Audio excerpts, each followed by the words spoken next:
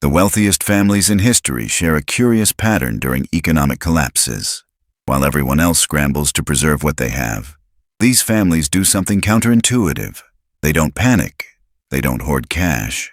They acquire something most people completely overlook when fear dominates the market. This asset doesn't glitter, doesn't pay dividends, and you can't store it in a vault. Yet it's the foundation of generational wealth that survives every crisis, every regime change, every currency collapse. What the Rothschilds understood in 1815, what the Warburgs knew in 1929, what today's most sophisticated investors recognize during every downturn, is that true wealth isn't built on what you own.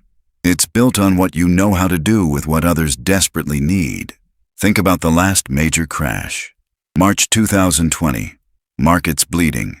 Businesses shuttering overnight. Unemployment skyrocketing. The typical investor watched their portfolio evaporate and froze. Some bought gold, others hoarded dollars.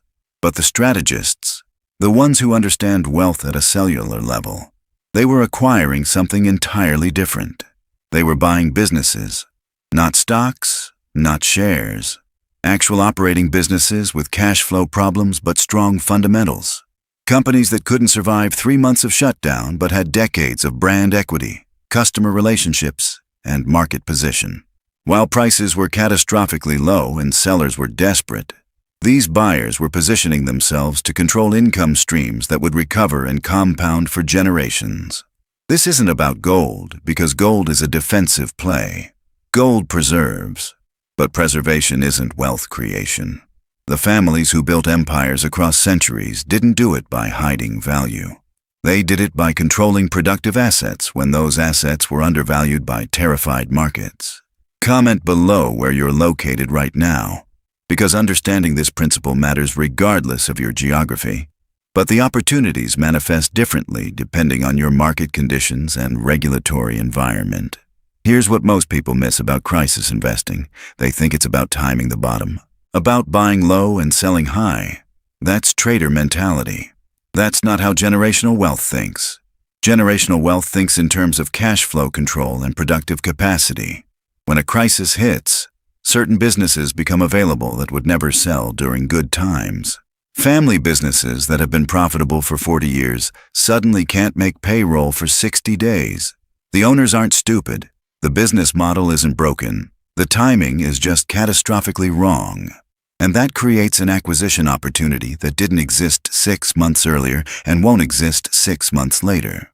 Look at what happened after the 2008 financial crisis.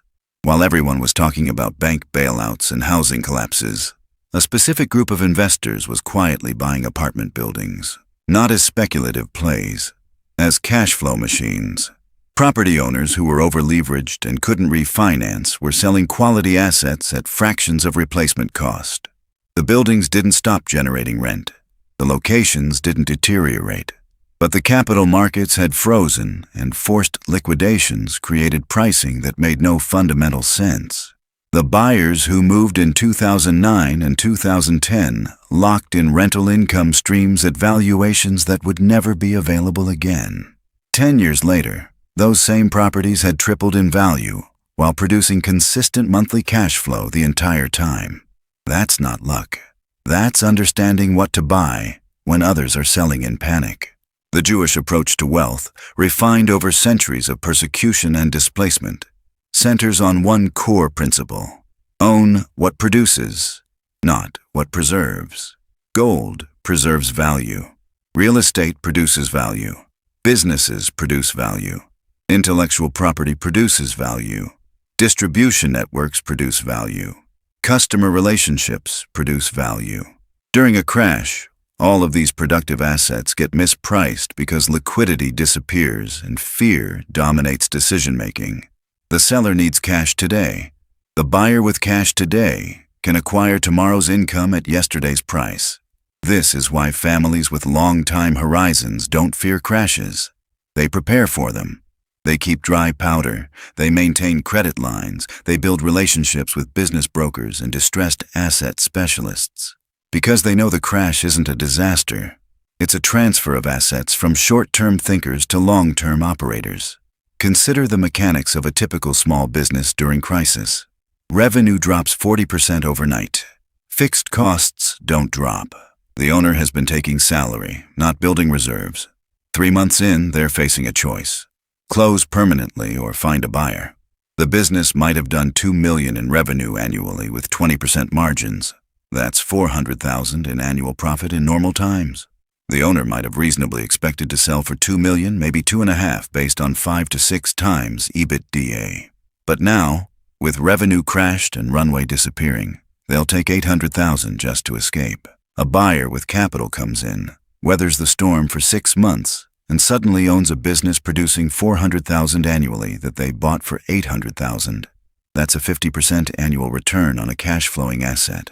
And it compounds, year after year, while gold just sits there.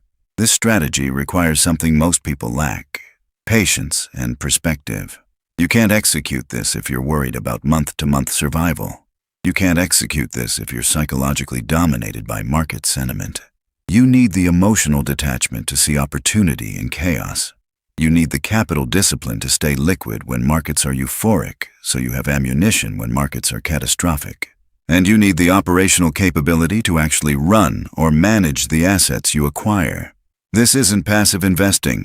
This is active wealth building through crisis exploitation. The families who do this successfully share certain characteristics. They maintain unusually high cash positions even when it seems inefficient. They study businesses and industries obsessively, even ones they don't currently own. They build relationships with lawyers, accountants, and brokers who see deals before they hit the market. They move fast when opportunity appears because they've done the analysis beforehand. And they think in decades, not quarters. When you're optimizing for what your grandchildren will inherit, a 3-year recovery period is irrelevant. What matters is owning the asset at the right basis. There's a psychological component here that's critical. Most people are loss-averse. They feel the pain of losing money twice as intensely as the pleasure of gaining it. During a crash, this loss aversion becomes paralyzing. Every instinct screams to protect what you have, to go to cash, to eliminate risk. The sophisticated investor has trained themselves to override these instincts. They've studied enough history to know that every crisis ends. They've built enough margin of safety into their personal finances that they can deploy capital without threatening their lifestyle. And they've developed the emotional resilience to act when their nervous system is telling them to hide. Let me give you a specific example from someone I know personally. March 2020, pandemic lockdowns begin. He owns a portfolio of small service businesses, mostly in hospitality and events. His revenue disappears completely, but he's capitalized conservatively and has credit lines he hasn't touched. Within 6 weeks, he gets a call from a competitor who's been in business 30 years. They do $5 million annually in normal times. They're out of cash and their bank won't extend. They're closing unless someone buys them. He acquires the entire operation, including client list, equipment, and trained staff, for $300,000. 6 months later, events restart. He now controls twice his previous market share. The acquired business returns to profitability. Within 18 months, that $300,000 investment is generating over $1 million annually in profit. And it only happened because he stayed liquid and prepared while everyone else was fully deployed during the good times. This is what buying productive assets during crisis actually looks like. It's not glamorous. It's not about Bitcoin or tech stocks or gold bars in a safe. It's about acquiring boring, cash-flowing businesses and real assets at prices that only exist when capital markets seize up. The reason this strategy is associated with Jewish wealth building isn't because of anything genetic or mystical. It's because cultures that faced repeated displacement and persecution had to develop portable wealth strategies. You can't take land with you when you're expelled. You can't take a factory. But you can take skills, relationships, and capital. And you can deploy that capital into productive assets wherever you land. That created a multi-generational refinement of crisis investing that other cultures simply didn't need to develop. The modern application is identical to the historical pattern. Stay liquid enough to act. Study enough to recognize value. Move fast enough to capture mispricing before markets normalize. and hold long enough for the productive capacity to compound. This means maintaining 20 to 30% of your net worth in cash or near cash, even when it feels inefficient.